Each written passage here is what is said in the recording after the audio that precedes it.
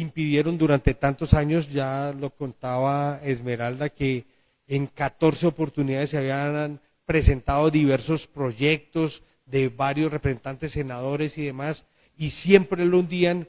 Pues en esta oportunidad llegó nuestra heroína y nos pusimos de acuerdo con ella para sacar adelante por fin un proyecto que prohíbe las corridas de toro en nuestro país. Nosotros decimos, estos dejan de ser escenarios de tortura y muerte para ser ahora escenarios de cultura y vida. Entonces, queríamos saber y que nos contaras también cuál fue tu experiencia de vida, pero sobre todo, tú que conociste durante este proceso, ¿quiénes son los gremios taurinos en Colombia? ¿Qué representan en nuestro país y cuál es el poder que han tenido en Colombia este tipo de gremios taurinos, la comunidad taurina de Colombia? Bueno, pues muchas gracias y de verdad genial escuchar también la historia de mi compañero Pedro en la trayectoria de su vida. Yo creo que los que hemos estado, los que hemos crecido y hemos convivido en ciudades taurinas, siempre tenemos una historia que contar con el tema de las corridas.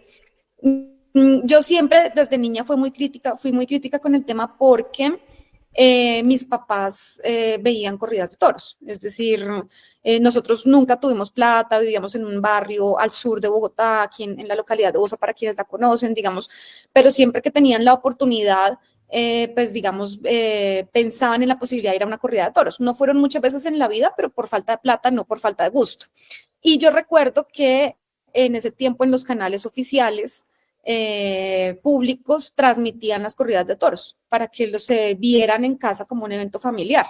Y a nosotros nos ponían con mi hermana, muy chiquitas, yo lo recuerdo muy bien, pero era muy pequeña. Ellos confundían a todo el mundo, les decían, ese proyecto va a acabar con otras prácticas, ese proyecto es prohibicionista, están dejando en la calle a millones de familias, la tauromaquia genera o dinamiza un sector económico poderosísimo en el país, están acabando con el turismo, sacaron pronunciamientos del sector hotelero, por ejemplo, formales que realmente no obedecen a la realidad, estaban diciendo que estábamos quebrando hospitales porque la tauromaquia financiaba hospitales, una cantidad de cosas que no son ciertas, pero que a los congresistas les queda sonando en la cabeza. Y nosotros entonces teníamos que con todo el colectivo y con los activistas y con la bancada y con todo el mundo preparar para desarticular y toda esa estrategia de mentiras que fue muy fuerte y muy compleja. Metieron otro proyecto de ley paralelo para decir que ellos sí están dispuestos a regular cuando el proyecto de ley era, digamos, una cosa espantosa y vergonzosa, pero confundían a la gente diciendo que había otro proyecto de ley,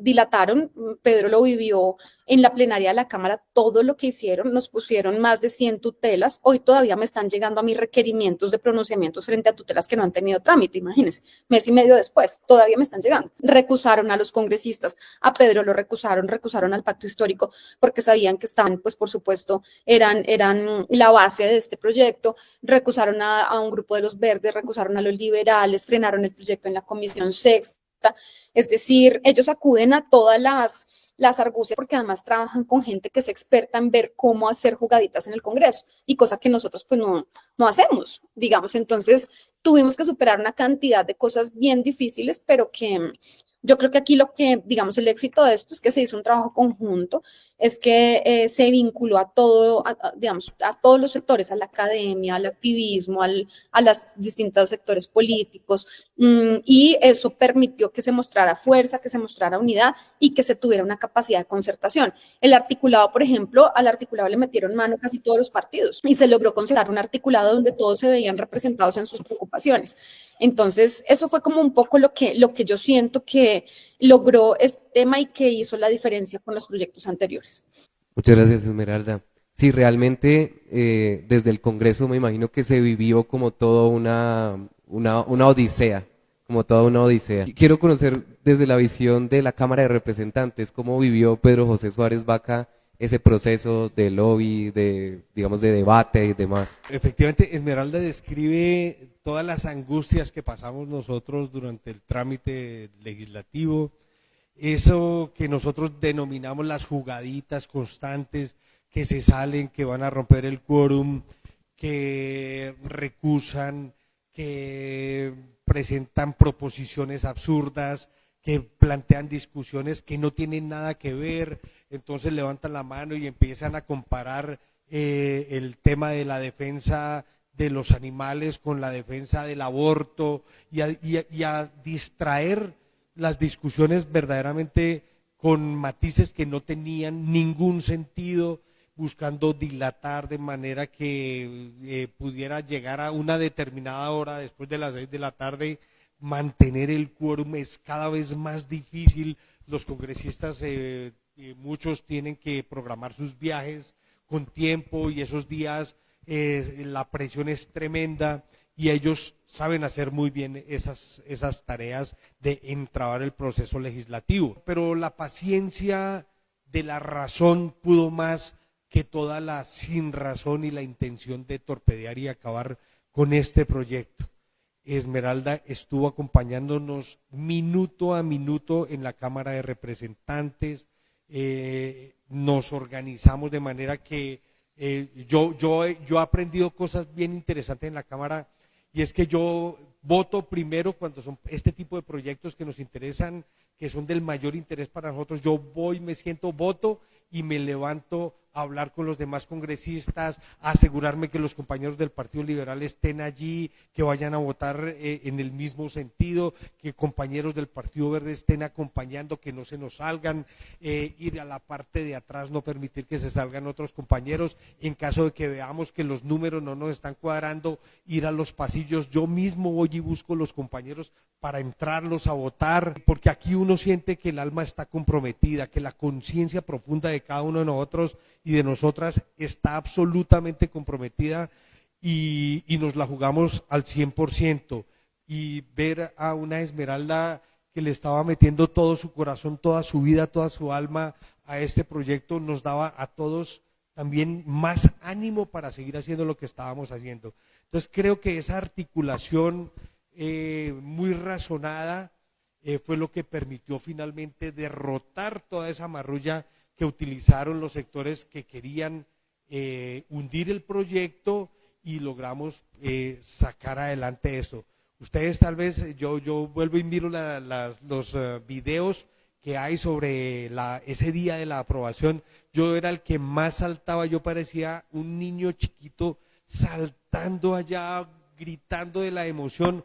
Fue verdaderamente emocionante. Yo creo que vivimos eso como una lucha de tantos años que por fin daba sus frutos allí, y yo le agradezco enormemente a Esmeralda que haya liderado este trabajo, porque ella también nos acompañó en la Cámara, y todo lo que hicimos y todo lo que logramos fue sin la menor duda de la mano de Esmeralda. Un abrazo, Esmeralda, y como te lo dije ese día, te doy muchas gracias por este logro maravilloso para la vida, para nuestra relación con la naturaleza y con nuestros animales. Precisamente, doctor Pedro, nosotros recordábamos cómo eran los debates de control político cuando en ese entonces no era pacto histórico, sino decentes.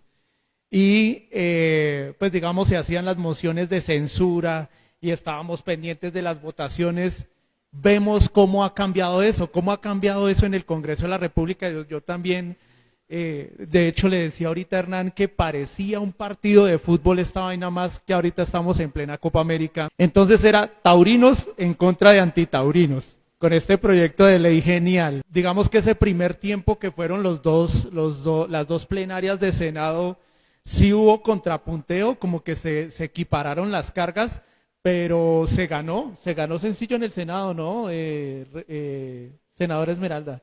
O sea, en las dos plenarias de Senado. Comparado con Cámara de Senado fue una belleza de fácil.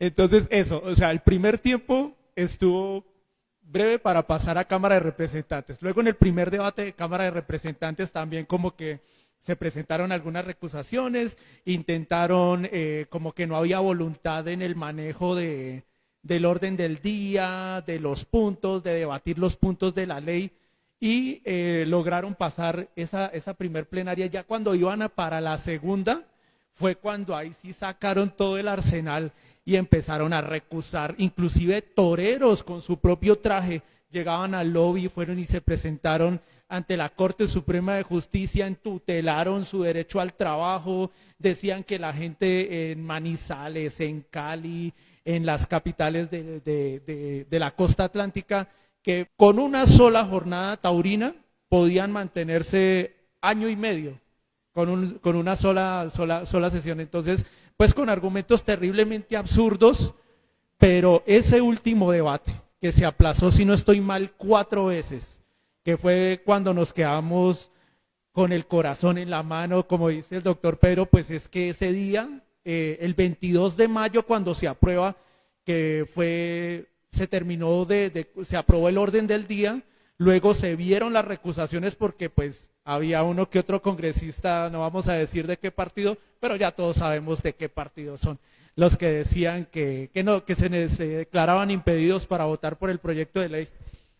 Y a mí sí me gustaría, Pedro, hacerte una pregunta muy puntual. ¿Qué experiencia tenemos ahorita de nuestra querida amiga Ana Rogelia Márquez Mendoza, es el apellido de ella, la representante de la González. negritudes? Gracias por la corrección, Ana Rogelia González. Bueno, a mí me llamó mucho la atención que hubiese una persona que defendiera tan vehementemente la búsqueda del hundimiento de este proyecto y que sobre todo utilizaba lo que se conoce como las falacias para argumentar su pretensión de hundir este proyecto. Entonces ella decía, inmediatamente ligaba este tema a otras tradiciones culturales que en lo personal sí espero que pronto también se vayan diluyendo y se vayan acabando, como los temas de las corralejas, porque ella representaba un territorio de la costa, creo que ella es de Córdoba, y entonces ella hablaba del tema de las corralejas y todo el tiempo la veíamos tratando de confundir entre la actividad taurina con la actividad de las corralejas, con la actividad de los gallos y otras cosas que no estaban en este proyecto y que al final creo que a pesar de que muchos, por lo menos como yo, y estoy seguro que Esmeralda, estamos seguros que tarde que temprano también tendrán que desaparecer esas actividades del uso de los animales para la diversión de los seres humanos y sobre todo cuando se les maltrata. Esa confusión que ella planteaba permanentemente y torpedeaba constantemente el desarrollo de la discusión. Entonces, ella, entiendo yo, representa, porque en una de las intervenciones que hizo lo dijo directamente, que ella representaba al grupo de personas que allá en su territorio llevan a cabo actividades como las corralejas. Y a pesar de que incansablemente se le aclaró que este proyecto no tenía nada que ver con ninguna otra actividad distinta a la tauromaquia, ella volvía y planteaba, pero es que aquí como van a acabar con las corralejas, van a acabar con las actividades de gallos, van a acabar con otra cantidad de cosas, y se dijeron, di tú, unas 10, 15 veces ahí, no tiene nada que ver, precisamos a todos los congresistas que este proyecto va dirigido única y exclusivamente al tema de tauromaquia, no tiene nada que ver con esos, y volvía y pedía la palabra y decía, pero como ustedes van a acabar aquí con este, entonces era increíble, no sé, cada quien podrá valorarlo, si ella entendía y después maliciosamente, intencionalmente, o como decimos los penalistas, dolosamente volvía a meter el tema allí, o si es que no entendía lo que le estaban hablando ahí al frente. Podrán valorarlo como quieran, pero lo repitió tantas veces que parecía convencida de que esto llevaba. Pero se aclaró el igual número de veces que no tenía nada que ver, y yo creo que eso era una intención más de las múltiples que tuvieron allí de torpedear el desarrollo de este proceso legislativo. Muchas gracias, Pedro, y muchas gracias, Esmeralda, que realmente lo que nosotros vimos desde afuera fue algo muy tensionante, fue en momentos emocionante, claro, y bueno, y con un final bastante alegre y bastante feliz para nosotros. Yo quiero contarles mi experiencia desde Sogamoso, quiero contarles cómo se ha vivido este proceso también de activismo y de la historia de la tauromaquia en la ciudad de Sogamoso.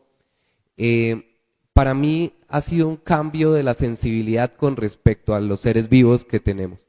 Es una moral y es una ética basada o con otros referentes. Es, digamos que, entender que ciertas prácticas que se veían normales hoy parecen aberrantes y son aberrantes para nosotros porque justamente son generaciones distintas y hemos cambiado y vemos el mundo de otra manera. A mí me parece muy interesante, yo la verdad de niño tal vez estuve una vez en una corraleja, nunca estuve en una corrida de toros, no conocía las plazas de toros de acá de Boyacá, de hecho la semana pasada la primera vez que entro a la plaza de toros de Duitama y a la de Sogamoso nunca he entrado. Definitivamente pues mi familia tampoco era ajena a este tipo de espectáculos.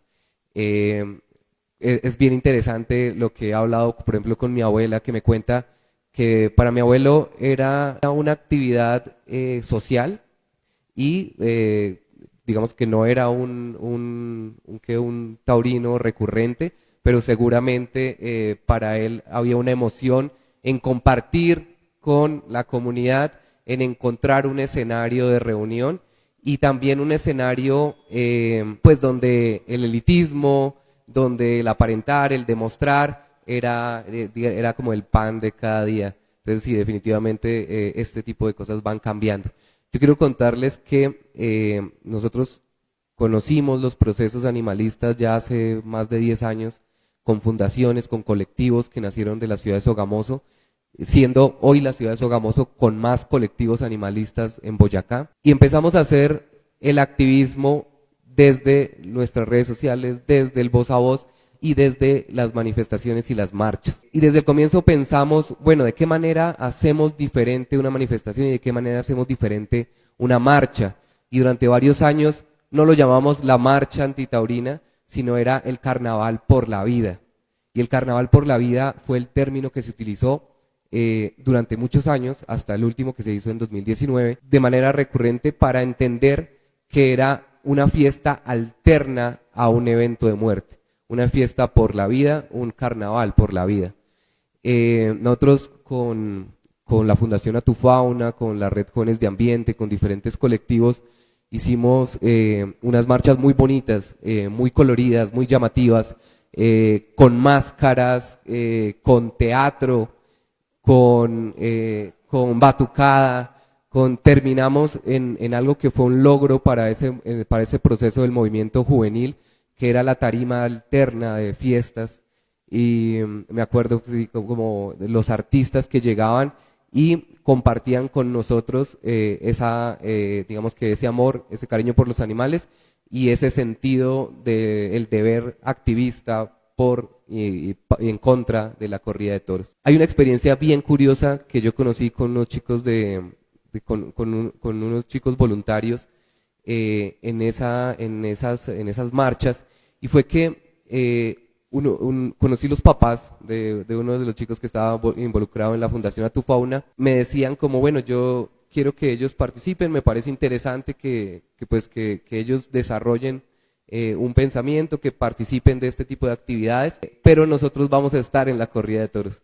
Entonces ya se volvía esa dinámica donde incluso las familias entendían que ya es una generación distinta y que ya no tienen espacios o tienen espacios diferentes con pensamiento distinto, y que obligar a mi hijo a compartir digamos que esas aficiones es un despropósito, pero también entender y yo por eso siempre intento no utilizar ni calificativos ni asumir como que somos enemigos. Pensamos distinto, somos oposición, somos digamos que estamos en un escenario de debate y de confrontación de ideas, pero definitivamente si algo nos ha enseñado la política en Colombia es que asumirnos como enemigos es totalmente peligrosísimo.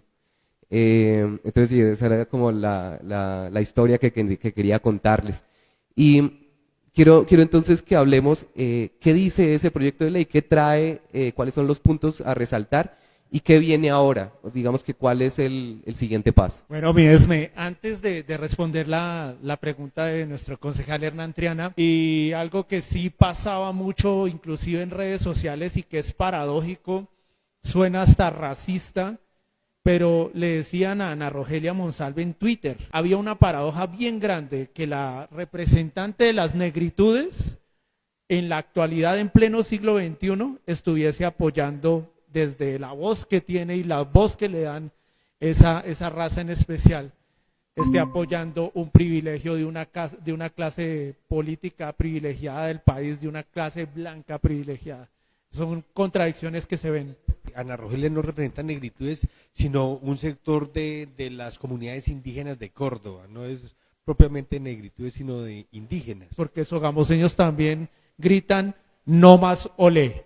Yo quiero contarles a varias personas que están aquí o también que están conectadas sobre la intención del proyecto y el proceso del colectivo Convite Popular. Realmente aprovechamos como pues para darles a conocer esta visión que tenemos de un proceso de formación política, de un proceso social de activismo participativo, de formación para la participación política, para la participación ciudadana y también un espacio para el quehacer de las organizaciones sociales sogamoseñas.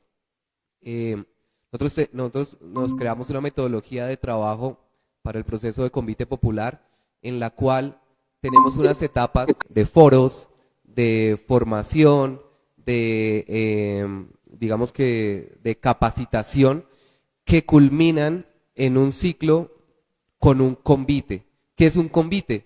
Es ese espacio de reunión, de trabajo, de actividad, donde todos, digamos que nos reunimos a compartir y a trabajar en una meta específica.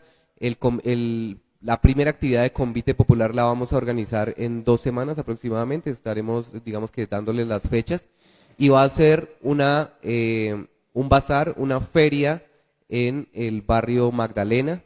Vamos a tener muralismo, vamos a tener presentaciones artísticas muy interesantes, muy bonitas, vamos a tener un espacio de feria campesina y bueno, va a ser un espacio bien bonito donde además les vamos a socializar cuáles fueron las experiencias, cuáles son los resúmenes de los procesos formativos y para que, digamos que empecemos a divulgar el conocimiento que vamos adquiriendo en este proceso del Convite Popular. Entonces, empezamos con ese siguiente punto que era, conozcamos qué dice ese proyecto de ley y cuál es el futuro para Colombia, cuál es el futuro para Boyacá, qué va a pasar en estos 3 años y cómo vamos a garantizar, digamos que esta visión de que las corridas de toros no vuelvan se haga real en Colombia. Antes de contarles un poco como el contenido del proyecto, escuchaba yo a Pedro contándolo todo lo que pasaba allá en plenaria y de verdad como compartirle la experiencia porque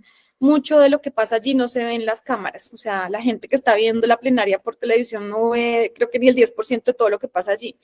De verdad que fue una cosa bien difícil. Cierto es todo lo que cuenta Pedro, que uno tenía que salir a atajar los votos, controlar, distribuíamos a la gente en las puertas para que no se salieran escondidos por las puertas, íbamos a sacar a los congresistas de los baños, o sea, y para mí eso era una cosa muy, digamos, atípica, o sea, yo no había visto eso ni siquiera con las reformas, o sea, no lo había visto con otro proyecto, porque cuando uno hablaba, cuando yo empecé a conversar o cuando en Combo empezamos a conversar con los congresistas, la mayoría de los congresistas me decían, no, yo no, a mí eso no me gusta, nunca he ido, me parece terrible, pero no tenían su voto claro, por justamente todos los otros componentes del voto que tenía, que ya les hemos contado, por una llamada que recibían, una presión, un favor, la presión de la bancada, la presión de su jefe político, bueno, la presión de distintas entidades, entonces digamos que eso tenía como otros componentes, pero yo me atrevo a decir, Pedro, tú me corriges, en la Cámara, sobre todo el 95% de la Cámara no acompaña o sea, por convicción no era el voto, es decir, no acompañan las corridas de toros, no les gustan las corridas de toros, saben que es una práctica de tortura y sin embargo, tenían la presión de votar de otra manera. O sea, eso es muy complicado. De hecho, tenemos el voto que nos completó el quórum fue el voto de un representante conservador. Yo no sé si tú lo recuerdas, Pedro, que estaba afuera, no quería entrar y salimos a rogarle, a suplicarle, mira, nos falta un voto, entra por favor. A él le dio risa y nosotros vimos la risa como la aceptación, digamos, de que nos va a acompañar y lo entramos alzado. O sea, literalmente lo entramos alzado para que entre y cuando estaba en el recinto vote o si no, no completamos el quórum. La gente se escondía, o sea, eso fue una cosa, para mí de verdad fue una cosa típica porque muy complejo. Yo no sé si es reiterativo en la cámara, pero yo no lo había visto, pero tan así. Entonces, digamos que todo lo que se vive allá es otra cosa, o sea, de verdad muy complejo. Ahora, el proyecto tiene varios componentes. El primero, por supuesto, el de prohibición, abolición de la práctica. En tanto ha habido una transformación cultural que hace que la sociedad rechace la práctica y por eso ya no se reconoce como una tradición cultural, que era el ropaje que tenía la práctica para permitirse de manera legal. Establece un proceso de transición que justamente era uno de los puntos que habían hecho que los anteriores no tuviera éxito. Es decir, uno no puede prohibir una práctica de un día para otro porque más que un argumento, porque yo creo que no es tan real que de la práctica vivan muchas personas y que sea su sustento principal, eso no es así, pero sí era la excusa de muchos sectores para decir no nos pueden dejar en la calle de un día para otro. Entonces, creo que establecer esas etapas de moratoria en este tipo de discusiones es muy importante. Nosotros pusimos una moratoria de 3 años en las que se pueden seguir ejerciendo las actividades en los municipios donde es legal, porque en la mayoría de municipios, como en Duitama, por ejemplo, que estuvimos la semana pasada también con Pedro, no se pueden hacer corridas de toros ya, no pueden volver las corridas. Y bueno, digamos que hay varias discusiones alrededor, por ejemplo, en Sogamoso, aquí en Bogotá, hay una discusión interesante sobre si se puede llegar, se pueden darle continuidad o no. Bueno, en Sogamoso entiendo que sí. Entonces, en los municipios en los que está permitida la tradición, porque conserva los requisitos establecidos por la Corte, pueden seguirlas haciendo durante 3 años, solamente cumpliendo unos parámetros de reglamentación que debe desarrollar el gobierno nacional. Ahí uno cree que aquí termina digamos, ya, la gente cree que ya salió la ley y acá muere el tema. Al contrario, aquí empieza un trabajo enorme que ya estamos haciendo. Se tiene que establecer la reglamentación de la ley por parte del gobierno nacional, que nos tiene que decir efectivamente cómo se deben hacer las corridas de toros. Es decir, ya no aplicaría específicamente el reglamento que existe hoy, sino que deben haber algunos parámetros que la ley los definió. La ley dice con altos estándares de bienestar animal, debe definir cómo se va a ejercer la práctica durante esos 3 años, pero deben cumplir los requisitos de la Corte. Entonces, tienen 2 meses, el gobierno tiene 2 meses para sacar la reglamentación una vez se sancione la ley, que esperamos que sea pronto. Y además de eso, entonces, en ese periodo de transición se tiene que formar un comité y elaborar un programa de reconversión para las familias que recibían ingresos del sector taurino que demuestren que su actividad económica dependía de la práctica taurina. Y esa actividad económica entonces ese proceso de reconversión más bien será construido de manera colectiva con el sector taurino para que no les imponga, que era otro de los argumentos que ellos decían. O sea, no me pueden imponer una tarea, un oficio que yo no quiero porque se está violando la libertad de ejercer la profesión libremente, digamos. Entonces, con ellos se va a concertar el proceso, si ellos quieren hacer un proyecto productivo, si quieren hacer un proyecto turístico, si quieren hacer un proyecto ambiental o lo que sea, se puede definir en ese proceso de reconversión y se tiene que implementar durante los 3 años. De manera que cuando la prohibición ya llegue, es decir, de aquí a 3 años, que la práctica quede completamente prohibida en todo el país y ejercerla será ilegal, ya se ha implementado un proceso de reconversión para quienes quieran pasar, pues digamos, de manera voluntaria y quienes demuestren además dentro del diseño de ese programa que cumplen con requisitos. Y finalmente está un proceso pedagógico del que nosotros nunca hablamos mucho, pero que me parece que es fundamental. Se articula con el Ministerio de Cultura y con el Ministerio de Educación un proceso pedagógico que permita que en espacios educativos se fomente la reflexión alrededor del respeto por los derechos de los animales y no solamente con el tema antitoreo, sino, por ejemplo, los casos como los que yo les contaba, es decir, cuál es el tratamiento, cómo se maneja una relación con animales silvestres, qué daño hace que uno compre o acepte el tráfico ilegal de animales silvestres, qué implicaciones tiene la tenencia responsable de un animal, es decir, toda una serie de situaciones que hacen que la gente vaya haciendo, que los niños más bien vayan educando a sus familias y se vayan educando en la relación que se tiene con la naturaleza. Este es un componente que es muy lindo y eso es como todo el articulado. Finalmente hay un punto que es muy importante, que fue lo que anunciamos en Duitama, que no se había incluido nunca en ningún otro proyecto, que es la reconversión de los escenarios, porque la Corte en su momento prohibió la inversión de recursos públicos para fomentar la tauromaquia en Colombia. Y eso, digamos que tenía distintas interpretaciones, incluyendo la prohibición de hacer adecuaciones, remodelaciones, incentivar la práctica en las plazas de toros, y eso hizo que muchas plazas de toros estén hoy abandonadas o que estén sin uso. Entonces, la idea es que después de la prohibición, una vez entre en efecto la prohibición, se deberá construir de manera coordinada con las entidades territoriales y la nación un programa para reconvertir las plazas de toros en escenarios que sean aptos para otro tipo de eventos. Eso aplicaría para plazas como Manizales o como Cali o como Sogamoso, que todavía pueden ejercer la actividad durante 3 años, entonces no podemos tocar las plazas. Pero plazas como Duitama, hay muchas en el país que son, me atrevo a decir, el 97% de las plazas en el país ya pueden empezar su proceso de reconversión, porque son plazas que ya no cumplirían con la sentencia. Entonces podemos iniciar ese proceso de reconversión, plazas, escenarios que están abandonados y que además se requieren para por lo menos suplir un poco el déficit de infraestructura cultural que tiene el país. Y en esa línea es que hemos anunciado en conjunto pues con la banca del pacto y liderado por el DPS en este caso, una primera línea que tiene que ver con incentivos a las economías rurales. Pero esperamos poder seguir trabajando para sacar una línea de inversión desde lo cultural, desde lo artístico y demás. O sea, nos quedan 3 años de transición y por el momento sigue vigente la ley que dice que solamente se puede practicar en lugares en donde es culturalmente tradición, es decir, Manizales y la Feria de Cali, si no estoy mal, ¿verdad? Así es, lo que pasa es que hay como un vacío allí, porque hay varios municipios, por ejemplo en Cundinamarca, o sea, nosotros hicimos como una trazabilidad. Hoy en Colombia son alrededor de 25 municipios los que hacen corridas de toros, pero si uno revisa al detalle la realización de esas actividades en esos 25 municipios, encuentra que por lo menos 15 no cumplen requisitos, lo que establece la Corte. Entonces, esos municipios, nosotros de hecho a través de tutelas y de distintos mecanismos hemos tumbado varios eventos porque no cumplen requisitos. Entonces, legalmente serían al máximo 10 municipios, nosotros tenemos identificados 6, pero serían máximo 10 en el país que podrían hacer corridas de toros de manera legal durante este periodo de transición. En el resto ya podemos empezar el proceso de reconversión. Yo te cuento, Esmeralda, el contexto de Sogamoso.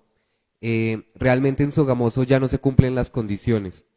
¿Por qué? Porque la última corrida de toros que se hizo acá fue en 2019 en la Plaza de Toros. ¿Qué pasó? Que el año antepasado, se hicieron de manera ilegal una corrida de toros en una hacienda privada. Nosotros estamos en este momento pues llevando el seguimiento de esa actividad para que este año no se pueda volver a repetir porque pues no cumple las condiciones, pero entonces en la Plaza de Toros de Sogamoso sí realmente no se podría llevar a cabo durante estos próximos años la corrida de toros, y menos ahora que por temas de gestión del riesgo y de infraestructura de la misma Plaza de Toros tampoco se puede poner en funcionamiento. Entonces entraríamos a pensar, bueno, ¿qué se puede hacer en esos espacios? Y nosotros estuvimos la semana pasada en Duitama con Prosperidad Social, con el DNP, y nos dieron unas posibilidades muy interesantes. Realmente quiero que Pedro nos cuentes qué se planteó, cuáles podrían ser las opciones. Entiendo que Duitama ya va a ser un piloto. ¿Podría Sogamoso entonces entrar en ese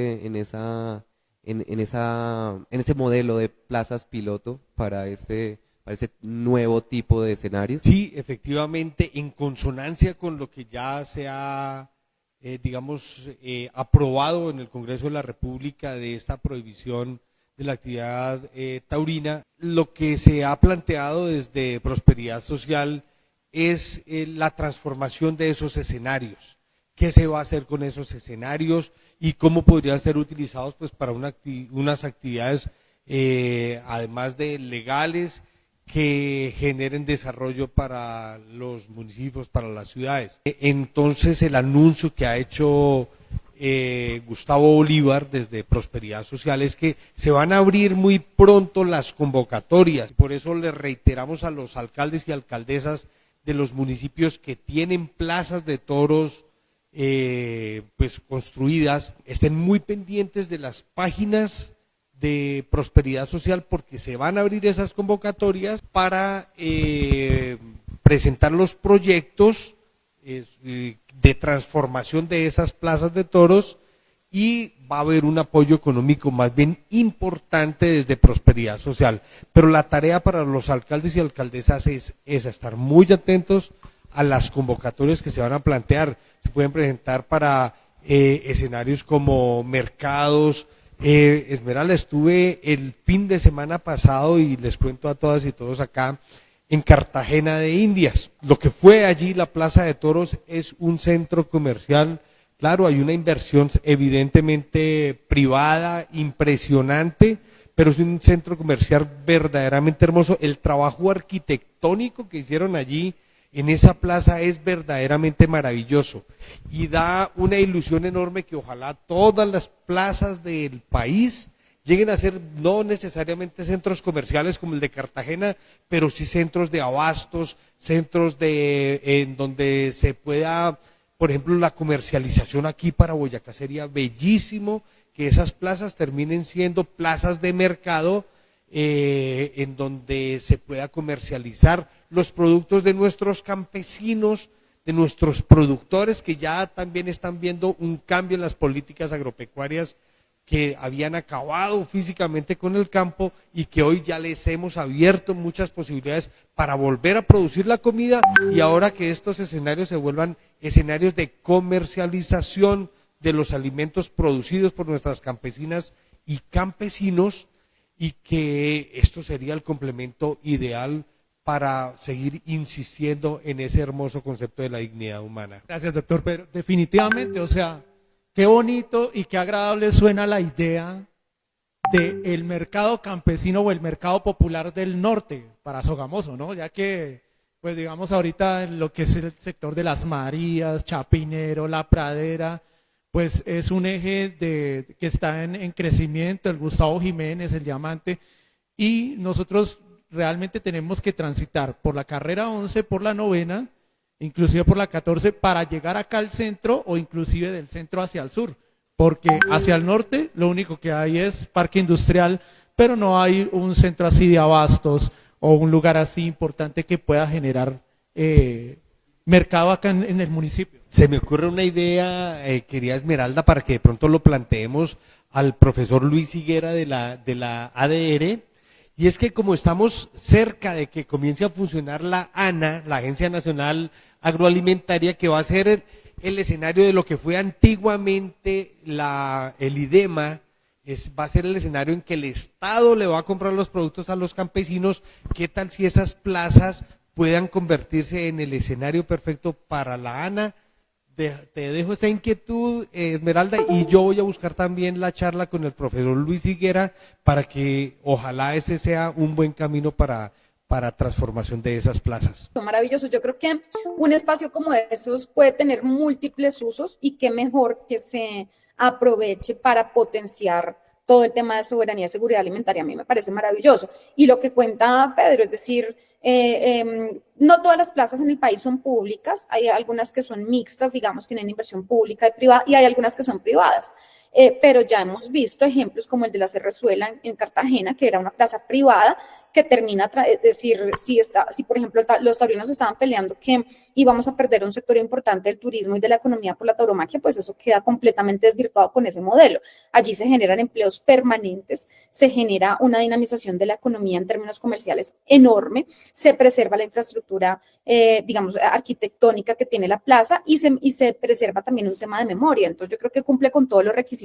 Se puede trabajar desde el tema de soberanía y seguridad alimentaria, que a mí me encanta, me parece maravilloso. Puede ser un centro de eventos, que incluya eventos deportivos, culturales, artísticos, conciertos y demás. Puede ser un centro de acopio, es decir, creo que tiene múltiples usos y lo que tenemos que hacer es apoyar a los municipios, apoyar a los alcaldes que estén interesados en ese proceso de transición para que sus proyectos tengan una viabilidad financiera en articulación con la nación. Así lo establece también la ley. Entonces yo me sumo a esa tarea y nos articulamos para poder acompañar ese proceso. Entonces, Esme, ¿qué te parece o si habría la posibilidad, digamos, para hacer un evento como el que hizo Duitama, donde invitemos a nuestros activistas antitaurinos a celebrar, no sé, puede ser un concierto para recuperar la Plaza de Todos de Sogamoso? ¿Podríamos invitar a doctor Crápula? ¿Habría la posibilidad? Crápula ha sido un apoyo fundamental en este proceso, de verdad. Él es maravilloso, además pues tiene una postura clarísima, radical.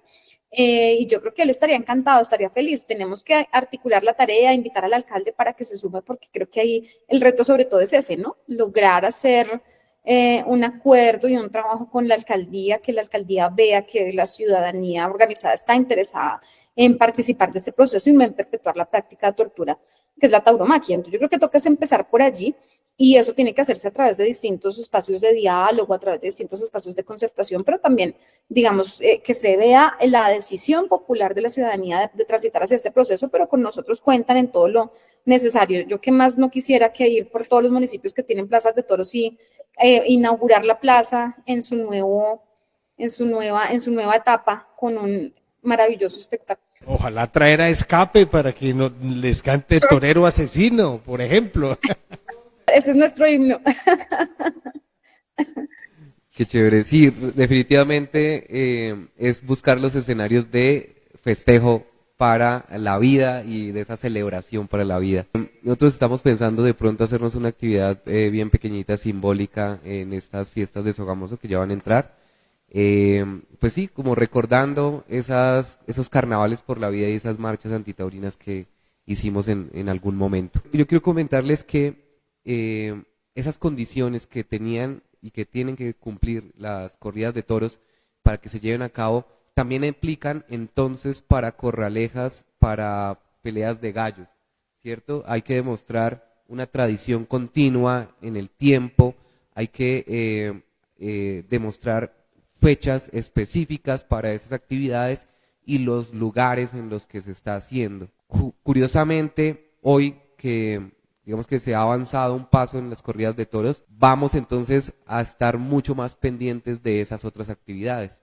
Y justamente quiero contarles que empezamos también con la asesoría de Terry, que logramos hablar la semana pasada. Empezamos un proceso bien interesante en Sogamoso. Entonces le hemos solicitado a la Secretaría de Gobierno que nos dé un informe histórico de los permisos que han solicitado tanto corralejas como peleas de gallos en la ciudad de Sogamoso.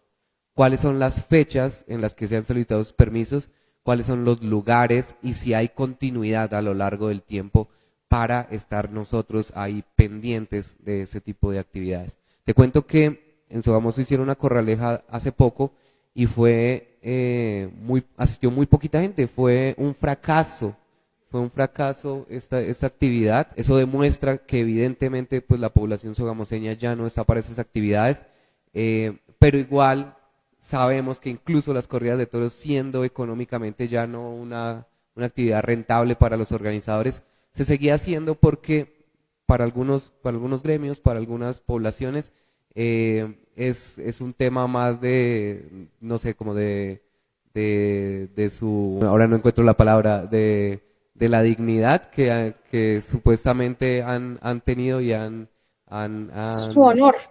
Sí, ajá. Entonces, bueno, es como para contarles que se abre una nueva oportunidad para continuar con esos otros espectáculos de muerte y espectáculos de violencia. Yo les puedo contar, digamos que lo que sé y el seguimiento que le hemos hecho a este tema. Hay que reconocer la voluntad que tiene la alcaldía de Sogamoso en este momento para el proceso de sustitución de vehículos de tracción animal. Sogamoso ya había empezado algunos procesos de algunos acercamientos, se habían hecho censos se habían hecho mesas con la comunidad para definir cuáles eran, digamos que esos criterios para la sustitución de vehículos de tracción animal. Al día de hoy ya se han hecho varias mesas con la comunidad. Ayer, si no estoy mal, en las horas de la mañana, se presentó un vehículo eléctrico como piloto para el proceso de sustitución. Hay unos recursos de la administración municipal que se van a destinar para ese proceso y pues bueno, vamos a estar ahí súper pendientes, sabemos que está la voluntad y hay que aprovecharlo en este momento. Respecto a lo de la gobernación, no lo sé, no tengo claro si la gobernación ha tenido acercamientos con Sogamoso, es posible que también tengan la voluntad. Sogamoso es el último municipio de categoría 2 a nivel, creo que nacional, que todavía maneja el tema de vehículos de tracción animal y de tantos, porque les cuento que el último censo son aproximadamente 120 vehículos de tracción animal que tiene Sogamoso. Se cree que después del censo, un año después del censo a la fecha, son aún más. Vehículos que incluso se desplazan a municipios vecinos para el tema del reciclaje. Les cuento como que estamos muy pendientes, se están desarrollando ahorita como las mesas y los espacios de diálogo con la comunidad. Gran parte de la comunidad de recicladores, la comunidad que trabaja con este tema, sabe que es necesario, que se tiene que dar y con algunos de ellos hemos hablado y es muy bonito escucharles decir mi caballo ha sido mi amigo, ha sido mi colega, ha sido mi compañero de trabajo y ya requiere jubilarse, ya es momento para que él tenga una vida diferente y bueno, pues digamos que vamos a estar comunicándoles qué pasa al respecto. Varias cosas también para contarles. Nosotros hemos venido trabajando en el tema de sustitución. No es sencillo porque de hecho ya hay algunos precedentes de la Corte que tumbaron una ley que prohibía el uso de vehículos de tracción animal hace ya un buen tiempo. Y lo prohíben tanto no, digamos, tumba el artículo en tanto no se puede hacer una prohibición en esta línea hasta que no se establezca un proceso de reconversión, porque se estarían vulnerando derechos de personas que efectivamente subsisten de esa actividad, distinto a lo que pasa con el sector taurino, porque es una actividad diaria, una actividad periódica y una actividad del sustento de personas de escasos recursos y de familias de escasos recursos. Entonces la Corte lo declaró inexequible y se permitió, luego sale una reglamentación del Gobierno Nacional que permite mantiene la prohibición solamente para distritos y para municipios de categoría 1. De ahí para adelante está permitido, es legal la tracción animal. Sin embargo, creo que tenemos una deuda enorme para trabajar en esa sustitución. Y ahorita creo que hay una muy buena noticia, es el nombramiento de la nueva ministra de Transporte, María Constanza García, que tiene toda la disposición y la voluntad, fue la que lideró la sustitución de tracción animal en Bogotá, que fue una política exitosa en el país y que tiene la voluntad de elaborar un plan nacional para la sustitución en otros municipios. Entonces ya estamos en ese trabajo, compañero Pedro, hagamos la tarea para Boyacá, porque creo que Boyacá puede ser un piloto muy interesante en los municipios que todavía tienen de vehículos de tracción animal. Perfecto, senadora, muchas gracias.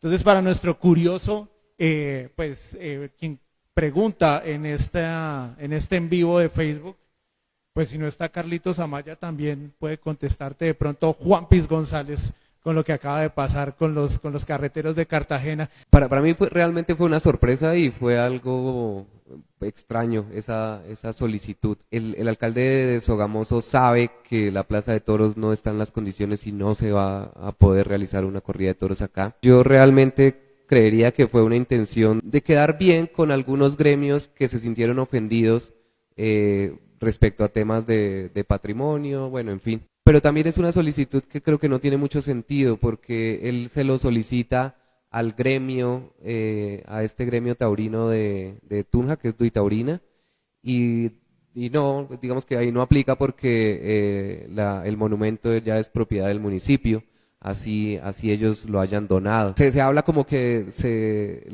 tumbaron la estatua.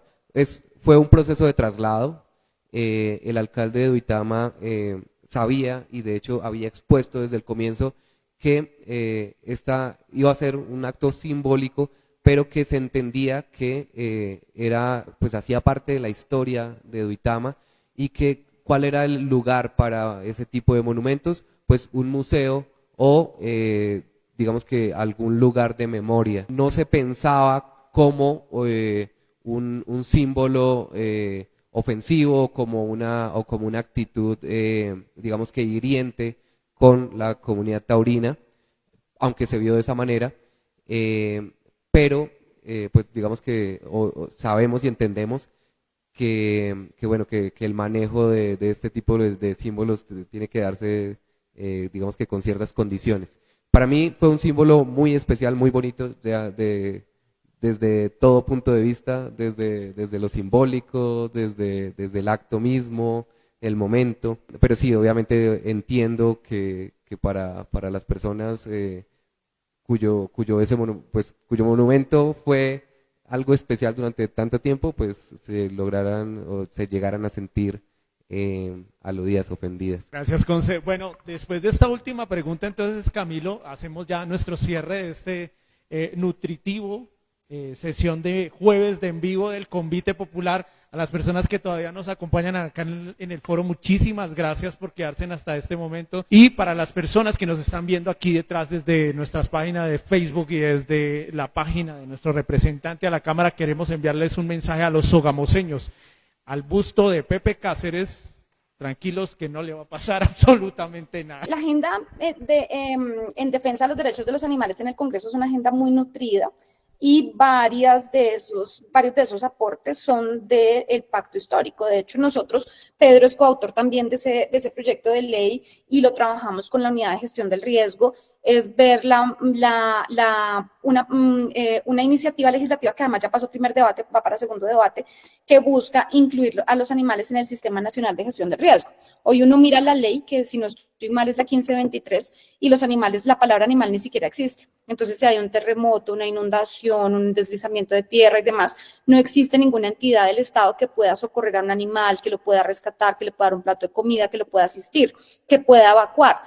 El caso, yo no sé si recuerdan el año pasado lo que pasó con el Nevado del Ruiz, por ejemplo, tenían que evacuar a las familias y muchas familias se quedaban asumiendo el riesgo incluso de la vida humana porque no les permitían evacuar con sus animales. Entonces, eso genera un riesgo, pues, por supuesto, para la vida humana, pero pues es absurdo que los animales no se contemplen en los procesos de emergencias y de atención de desastres. Entonces, el proyecto de ley ya va para segundo debate y es de autoría de nuestro gobierno y de la bancada del Pacto Histórico particularmente. Tenemos un proyecto de ley para revisar las condiciones de manejo de los animales en las llamadas plantas de beneficio animal, que pues son mataderos realmente, para mejorar esas condiciones y disminuir al máximo el sufrimiento de los animales que son sacrificados en los mataderos. Hoy no existe tampoco una línea clara que permita garantizar, por ejemplo, que los animales sean insensibilizados para que no sufran el dolor de la muerte, digamos, y la tortura, digamos, previa de todo el proceso.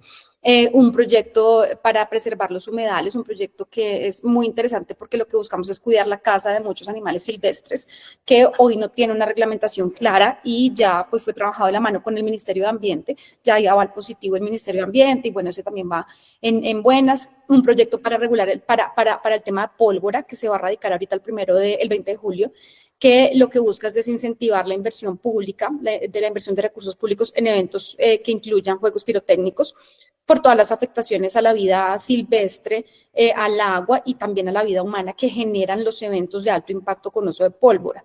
Entonces, digamos que hay una agenda muy nutrida, muy interesante. Frente al tema de corralejas, pues por supuesto nosotros rechazamos la práctica de las corralejas.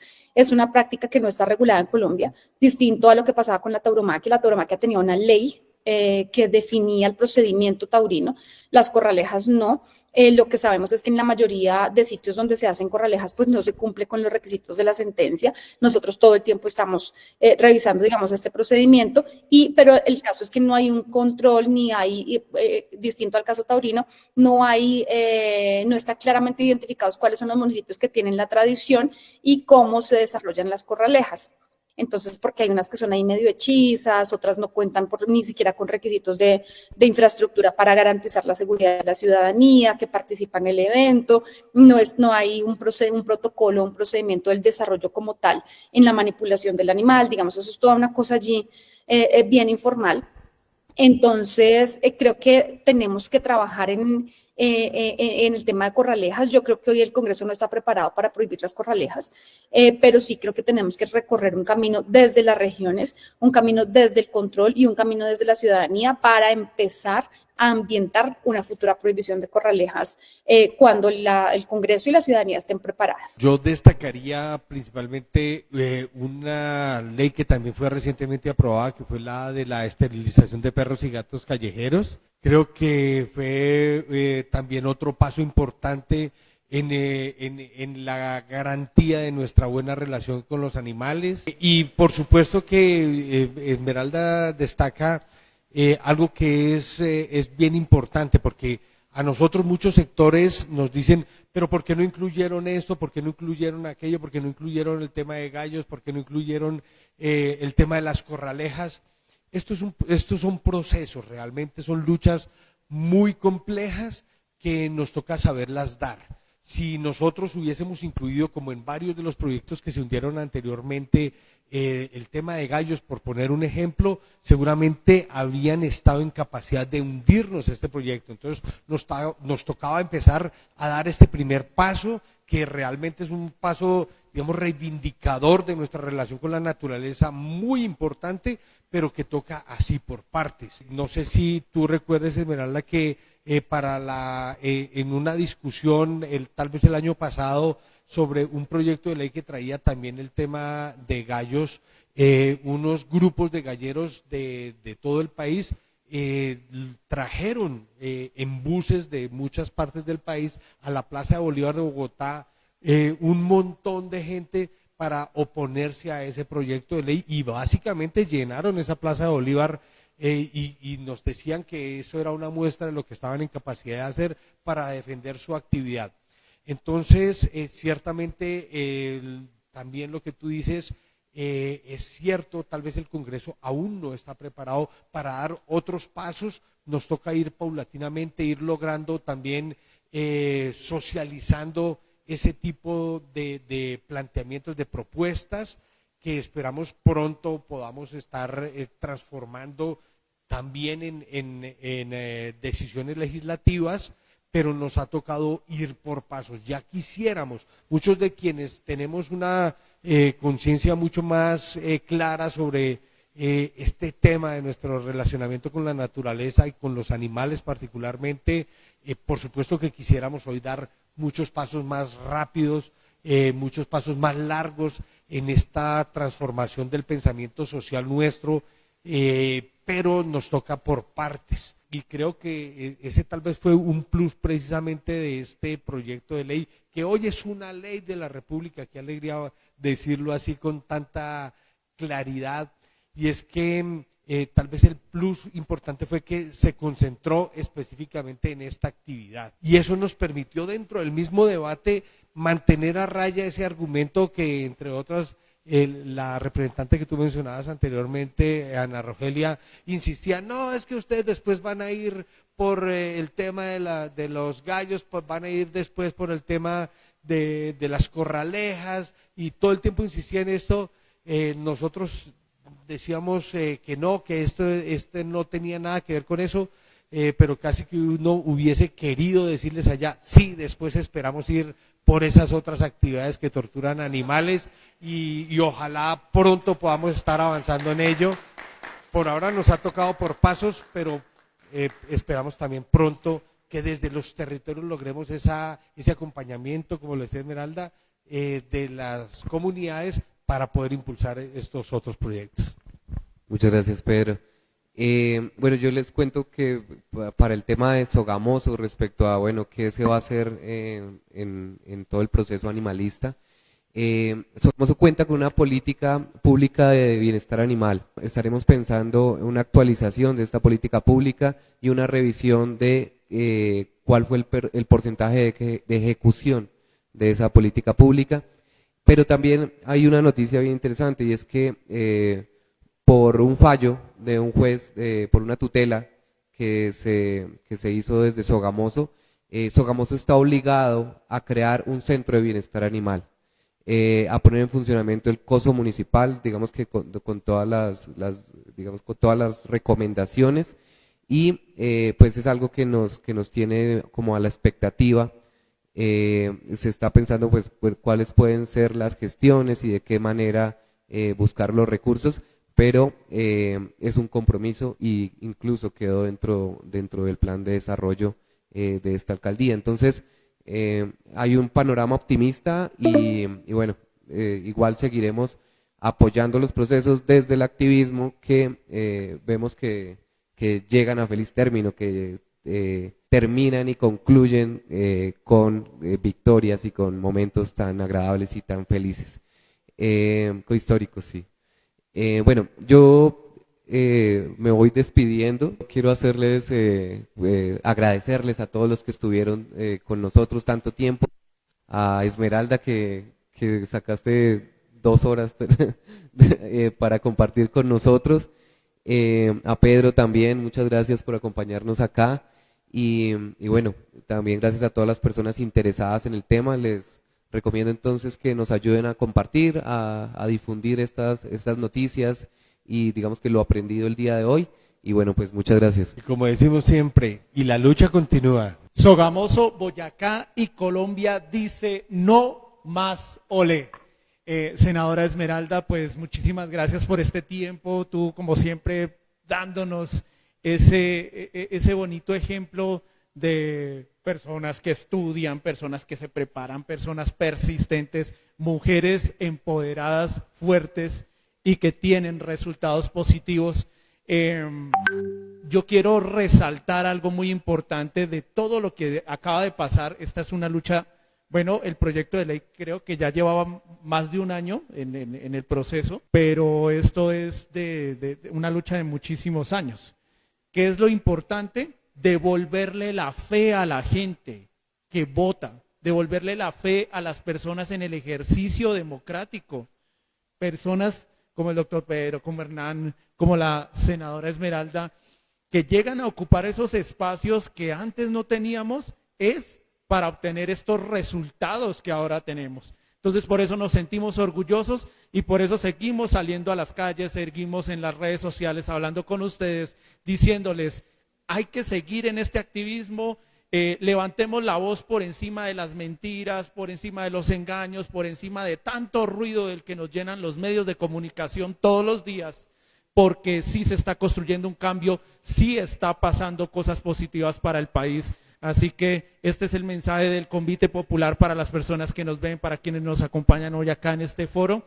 Y senadora, muchísimas gracias por su tiempo, muchísimas gracias por esperarnos este ratico y por brindarnos tu conocimiento. A ustedes muchas gracias, un abrazo enorme a todo el combo del Convite, a Diego, a nuestro concejal, un abrazo a Pedro que siempre ha estado ahí al frente, que fue fundamental para construir todo esto que hemos logrado y pues bueno, a toda la comunidad de Sogamoso, espero que ya nos podamos ver prontito de manera personal y darnos un abrazo. Yo me despido y de verdad mil y mil gracias por este espacio. Un abrazo, Esmeralda, y muchísimas gracias a todas y todos. Esme, antes de que te vayas, hagamos un pacto, hagamos un trato acá, porque pues esta sesión importante e informativa tiene que seguir un proceso, tiene que seguir llegando a unos resultados. Me gustaría consultarte en qué sábado o qué domingo puedes tú venir a Sogamoso, inclusive comprometernos con el doctor Pedro, con nuestro concejal, para que hablemos con nuestro alcalde del municipio y que nos comprometamos todos a que la Plaza de Todos sea una realidad, así como, y aprovecho para enviarle un saludo de solidaridad a nuestro alcalde de Duitama, José Luis Borges. José Luis, tú no estás solo, hay un mundo de personas respaldándote a ti a nivel departamental y nacional contra este juicio injusto. Entonces eso, honorable senadora Esmeralda, ¿cuándo podríamos venir para invitar al alcalde de nuestro municipio a sentarnos a hablar sobre el tema de la Plaza de Todos y de los recursos del DPS para que esto sea una realidad? Pues yo creo que nosotros estamos dispuestos, yo creo que Pedro también se suma a organizarnos, más dependemos es de la voluntad del alcalde. Nosotros estábamos pensando hacerle una invitación formal, Pedro, que estaría chévere que la suscribamos conjuntamente y por supuesto con el apoyo de la ciudadanía, con el concejal Hernán y demás, para hacerle la invitación formal, o sea, pedirle un espacio, mirar cómo, digamos, cuál es la postura del frente al tema y cómo podemos llegar a un acuerdo con él. Me parecería que es muy importante y mandar el mensaje desde Sogamos. Muchas gracias, senadora. ¿Algo que decir, doctor Pedro? Por supuesto que estamos de acuerdo con Esmeralda, hay que verificar agendas y en el momento en que resulte pertinente nos reuniremos en la medida en que también haya la voluntad del señor alcalde aquí de Sogamoso para analizar pues cuál es el camino a seguir aquí en la ciudad y que en consecuencia también escuche las voces de todas y todos los que estamos aquí. Muchas gracias. Entonces, damos cierre a esta actividad, a un espacio de comunicación tan importante. Queremos invitarnos a las próximas actividades del Comité Popular, al cierre de este ciclo de planes de desarrollo que tuvimos en los últimos meses. Y bueno, recordarles entonces que nuestro cierre con PIQE va a ser en el barrio Magdalena y pues espero que estén muy atentos y vamos a estar anunciando la fecha y las actividades. Muchas gracias. Bueno, a nuestras personas de producción, muchas gracias por el en vivo. Seguimos acá en contacto con el Convite Popular y mi senadora, si nos puedes acompañar ahí en la llamada para hacer un último registro gráfico con todas las personas que nos acompañan acá en el foro, aquí para este momento histórico en donde comienza una carrera nueva, una carrera diferente para nuestra Plaza de Todos. A las personas que nos vieron en el en vivo, muchísimas gracias y nos estamos viendo prontamente en otro jueves de en vivo del Convite Popular. Aquí estoy. Popular. Vamos todos.